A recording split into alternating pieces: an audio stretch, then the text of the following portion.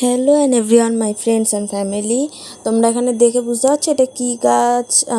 যারা যারা চেনো আর যারা যারা চেনো না আমি তাদেরকেও তাও বলে দিচ্ছি যে ওটা স্থলপদ্ম গাছ।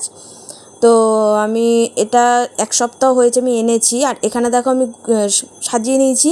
প্রথমে বসেছিলাম, কিছুটা গাছ তুলেছিলাম, আর তারপর দেখো গাছের পুরোটা অংশ আমি খুললাম। আগে আমার এটা ডালিয়া গাছ লাগানো ছিল ওর মধ্যে, তো সেটাকেই বার করলাম সেই মাটির টপের থেকে।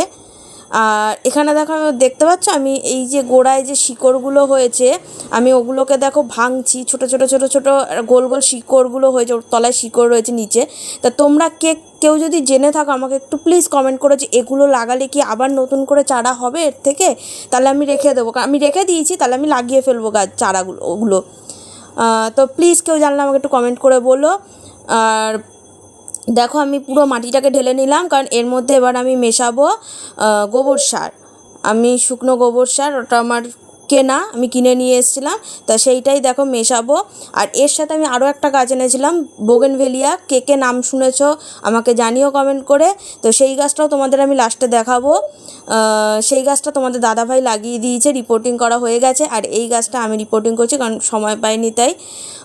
তো চলো এবার আমি কিছুটা মাটি এর মধ্যে তুলে নিচ্ছি। ওই টপের ধরো 1/3 মতন এর মধ্যে আমি ভরবো। তোমরা দেখতেই পাচ্ছ আমি ভরে নিয়েছি, বাকি মাটিটা রয়েছে ওটা আমি পরে দেবো।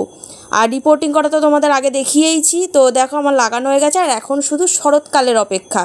আসলে তখন ফুল আমি তোমাদেরকে দেখাবো। ভিডিওটা কেমন লাগলো কমেন্ট করে জানিও, আর কে কোথা থেকে দেখছো কমেন্ট করতে কিন্তু একদম ভুলবে না।